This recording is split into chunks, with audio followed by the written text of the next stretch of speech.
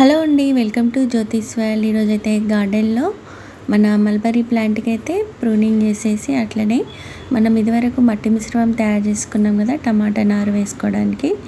అది ఏ విధంగా తయారైంది, అందులో వచ్చిన లిక్విడ్ని మనం మొక్కలకి ఏ విధంగా వాడుకుంటున్నాం అనేది ఈరోజు పూర్తి వీడియో. మన ఛానల్ని ఫస్ట్ టైం చూస్తున్న వాళ్ళైతే సబ్స్క్రైబ్ చేసుకోండి. వీడియో నచ్చినట్టుంటే లైక్ చేసి షేర్ చేయండి.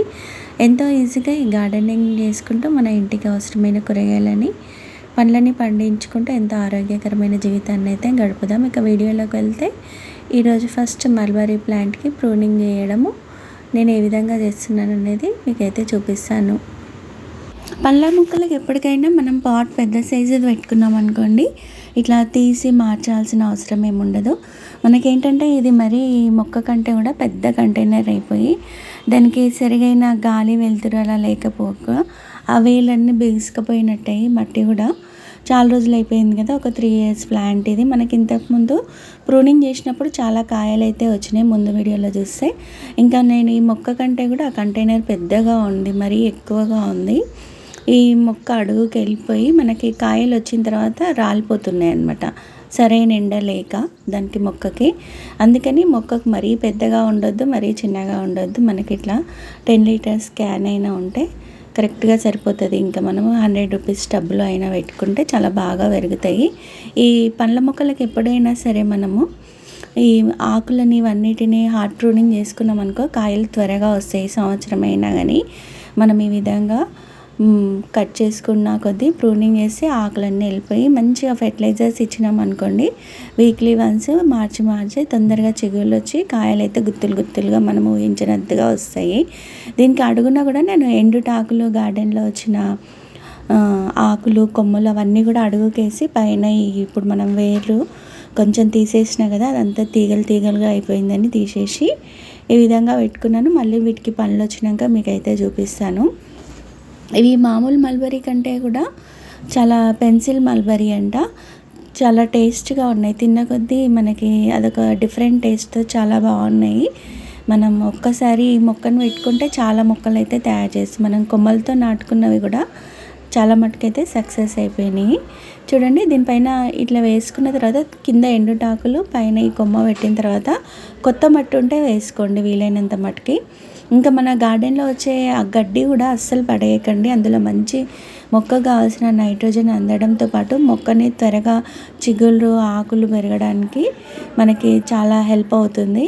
ఇంకా మీ దగ్గర పిడకలు ఉంటే కూడా ఆ నీళ్ళల్లో వేసి పెట్టేసేయండి. అట్లా మంచిగా అందులో మంచి చిన్న మైక్రోబ్స్ ఫర్మెంట్ అయిపోయి ఆ మొక్కకు ఇంకా చాలా బలంగా పెరిగే అవకాశం ఉంటుంది.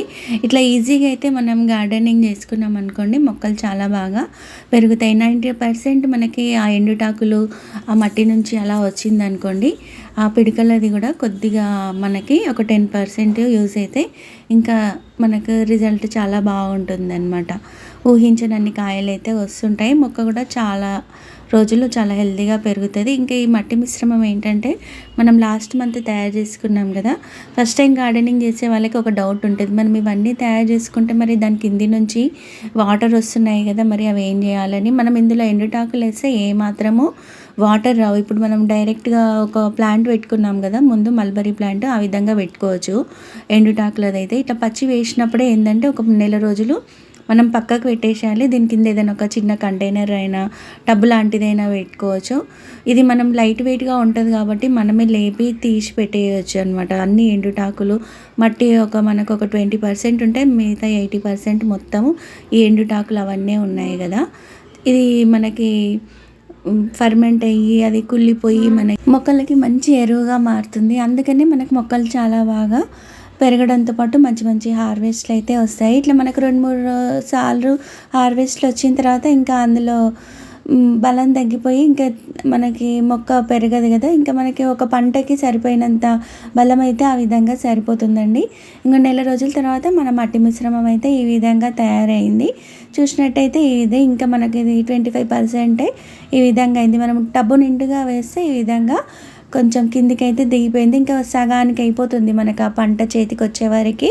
మనం అప్పుడు పైనుంచి ఈ తయారు చేసుకున్న గార్డెన్‌లో వచ్చిన లిక్విడ్ ఫెర్టిలైజర్స్ వల్ల ఈ మొక్కకి బలం అందుతుంది. ఇంకా అందుకని ఈజీగా అయితే ఈ విధంగా మనం గార్డెనింగ్ చేసుకోవచ్చు. ఇందులో కొన్ని ఎర్త్ వార్మ్స్ కూడా స్టార్ట్ అయినాయి చూడండి. మనం కిందికి ఆ లిక్విడ్ ఏ విధంగా వాడాలనేది ఇప్పుడు మీకు చూపిస్తాను. టబ్బు కూడా ఎంత లైట్ వెయిట్‌గా ఉంది చూడండి. మనకు టెర్రస్ కూడా పాడవుతదన్న టెన్షన్ ఉండదు.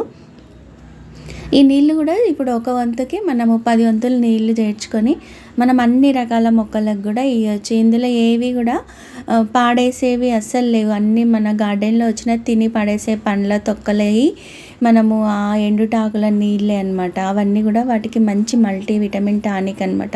అందుకే మొక్కలకు మంచి చిగుళ్ళు, పూత, కాయ అన్నీ కూడా నిలబడడానికి చాలా హెల్ప్ అవుతుందన్నమాట. ఎప్పుడైనా మనం ఒక ఫెర్టిలైజర్ ఇచ్చే ముందు చెట్లకు మంచిగా నీళ్ళు చేసుకొని ఒక హాఫ్ అన్ అవర్ వదిలేసేయండి.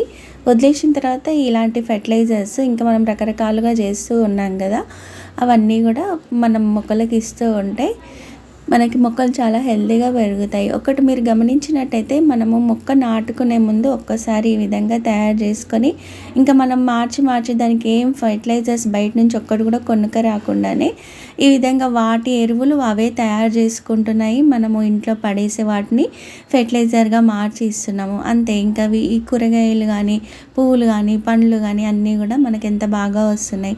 ఈ గార్డెనింగ్ అయితే నాకు చాలా ఈజీగా అనిపిస్తుందండి. కాకపోతే మనం ఎప్పటికప్పుడు టెర్రస్ పైన కాబట్టి తూడ్చుకోవడం అవన్నీ చేసుకోవాలి. నీళ్ళు కూడా ఎక్కువ నిల్వ ఉండకుండా చూసుకోవాలి. ఎప్పటికప్పుడు మనము క్లీన్ చేసుకుంటే మనకు టెర్రస్ కూడా పాడవ్వదు.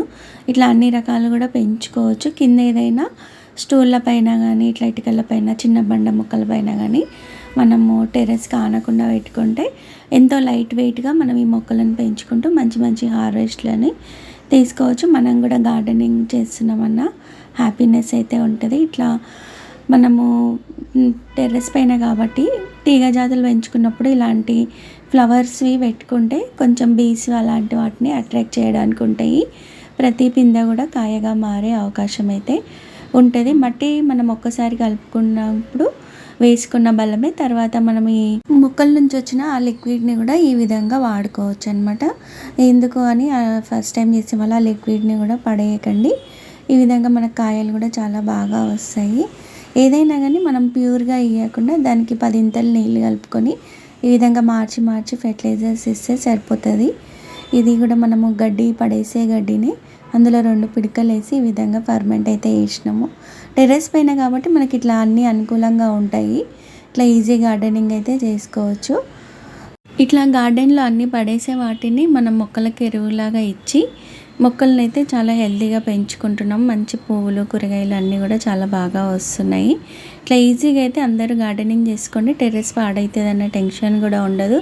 ఇంకా మనకి మొక్కలకి మనం బయట నుంచి కొనుక్క రాకుండానే ఇట్లా మంచి ఆహారం ఇచ్చి ఇట్లా చిన్న చెట్లకే మంచిగా కాయలు వచ్చే విధంగా చేసుకుంటున్నాము. ఇది అన్ని రకాల మొక్కలకు కూడా యూజ్ అవుతుందండి. ఉంటాను మరి మరొక మంచి వీడియోలో కలుసుకుందాం.